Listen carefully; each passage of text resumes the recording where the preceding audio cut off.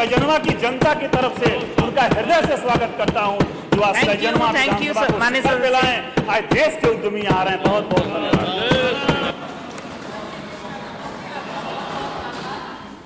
मेरा ये मानना भी है कि उत्तर प्रदेश की वर्तमान सरकार के दृष्टिकोण में ये वार्षिक बजट का एक पहलू बहुत ही महत्वपूर्ण और उल्लेखनीय है। पिछले वित्तीय वर्ष और पिछले वित्तीय वर्ष के बजट की तुलना में 12 से 13% इस बजट का बड़ा आकार होना। हालांकि ये बात अलग है कि पिछले वित्तीय वर्ष में विभिन्न विभागों को जो बजट का आवंटन किया गया वो अधिकांश विभागों में मोर देन 50% अप्रयुक्त और व्यर्थ पड़ा हुआ है। माननीय अधिष्ठाता महोदय,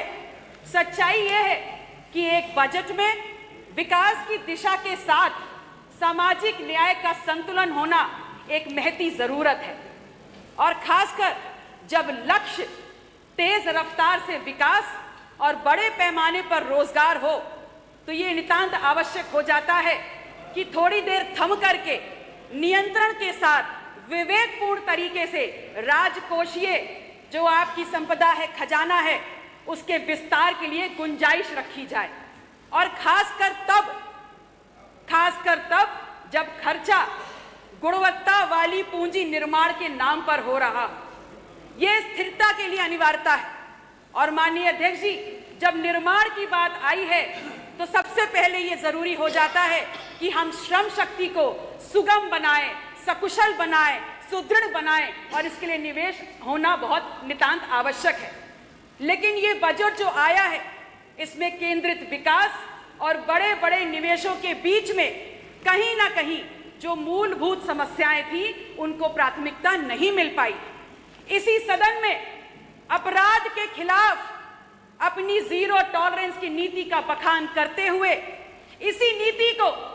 अगर विदेशी पूंजी निवेश का आधार बताया जाएगा तो माननीय अध्यक्ष जी, ये कैसा सुधार है और कितना सही है ये? क्योंकि सुधार तो वो होगा जब रेवड़ी वालों को, जब खोमचे वालों को, जब पंचर बनाने वालों की आय बढ़ेगी और उनकी गुल्लक में 4 पैसे जमा होंगे। और आज अगर विदेश पूंजी निवेश यहां आता है और लगातार उसमें वृद्धि होती है तो ये मेहनत का समाज, जिसको ठंड नहीं रोक पाती, जिसको धुंध नहीं रोक पाती, जिसको बरसात नहीं रोक पाती, जिसको आंधी तूफान नहीं रोक पाता और जो अगर एक दिन काम ना करे तो उसके घर का चूल्हा नहीं जलता, माननीय अध्यक्ष जी, उसके रोजगार भी नहीं बचेंगे और उसकी जिंदगी भी नहीं बचेगी। ये उत्तर प्रदेश जो एक विशाल राज्य है, कृषि प्रधान राज्य है, खुद सरकारी आंकड़े इस बात का ब्यौरा देते हैं कि विगत 2016-17 के आंकड़ों के सापेक्ष आज हमारी सकल घरेलू आय कृषि और कृषि से संबद्ध क्षेत्रों के कारण आज दुगनी हो गई। तो ये बहुत ही चिंतनीय विषय है और विशेष अटेंशन चाहता है इस सदन का कि हम इस बात पे ध्यान दें कि अगर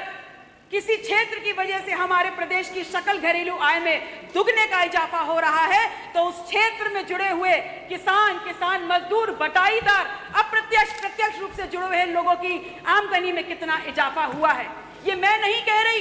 आपके सरकारी आंकड़े कह रहे हैं कि दुगनी सकल घरेलू आय देने वाले इस कृषि प्रधान राज्य में महज 18% का बदलाव आया है। माननीय अध्यक्ष जी, इसलिए मेरा ये बहुत स्पष्ट मानना है और स्पष्ट कहना है कि ऐसे किसी क्षेत्र से जहां हमारी सकल घरेलू आय दुगनी होकर आई है, जो हमारी गाढ़ी मेहनत की कमाई है, ऐसे पैसे को सरकार के द्वारा सिर्फ और सिर्फ अपने राजनीतिक उद्देश्य की पूर्ति के लिए अहिल्याबाई होलकर जैसे महापुरुषों की मूर्ति तोड़कर मंदिर कॉरिडोर बनाने के नाम पर, अट्टालिकाओं को बनाने के नाम पर या डॉक्टर सोनेलाल पटेल के समर्थन के वोट को इकट्ठा करने के नाम पर उनके नाम की शिला पट्टिका चिपका करके नहीं करना चाहिए, बल्कि इस निवेश को निकाल करके कृषि और कृषि प्रधान जो उससे जुड़े हुए लोग हैं उनके जीवन की वृद्धि में लगाना चाहिए, बहुसंख्यक आबादी के उत्थान में लगाना चाहिए। मैं इस सदन के माध्यम से पुरजोरी से इस बात का समर्थन करते हुए सरकार से ये मांग रखती हूं कि अगर वाकई में आप कृषि और कृषि से जुड़े हुए लोगों का उत्थान चाहते हैं तो आपको त्वरित एक फैसला लेते हुए कृषि को उद्योग का दर्जा देते हुए राष्ट्रीय नहीं तो राज्य स्तर पर कृषि आयोग का गठन करते हुए किसान को बल बनाने वाली एक फैक्ट्री मालिक की तरह ये अधिकार देना चाहिए कि उसकी फसल से उसके खेत से जो फसल निकल के बाजार में जाएगी उसका बाजारी मूल्य स्वयं किसान तय करेगा, सरकार तय नहीं करेगी। तब तो मानेंगे कि आप चाहते हैं इस देश का अन्नदाता समृद्ध हो। माननीय अध्यक्ष जी, अगर सरकार की नीतियां ऐसी नहीं है जैसी हमारी अपेक्षा थी कि आप जितनी बड़ी घोषणाएं कर रहे हैं उतनी बड़ी घोषणाओं को आमली जामा पहना करके आप धरातल पे लाने का काम करेंगे, जिससे सर्व समाज, सर्व वर्ग, चाहे वो किसान हो, चाहे युवा हो, चाहे नारी हो, चाहे व्यापारी हो, चाहे मजदूर हो, जल्दी खत्म कर लीजिए माननीय सदस्य। अगर ऐसा नहीं होता है 5 मिनट हो गए हैं तो ये महज आंकड़ों का खेल है। 30 सेकेंड। माननीय अध्यक्ष जी, हमें पुनः इन आंकड़ों को गंभीरता से देखना होगा क्योंकि आंकड़े प्रभावित करते हैं। लेकिन ये बजट जो हमारे सामने प्रस्तुत किया गया ये झूठे आंकड़ों की वानगी है और इस वक्त हमारा दृष्टिकोण और इस वक्त हमारी अनिवार्यता खर्च नहीं होनी चाहिए। इस पर हमारी अनिवार्यता और प्राथमिकता निर्माण की तामीर होनी चाहिए, क्योंकि देश और राष्ट्र कोई भी और भविष्य का निर्माण सिर्फ तभी कर सकता है घोषणाओं के दम पर नहीं, जब आपके पास सुदृढ़ और कुशल। धन्यवाद पल्लवी जी। माननीय अब्बास अंसारी जी, आपके पास नवाचार की Thank you. नीति होगी। माननीय अध्यक्ष जी, आपका पुनः बहुत बहुत आभार, धन्यवाद।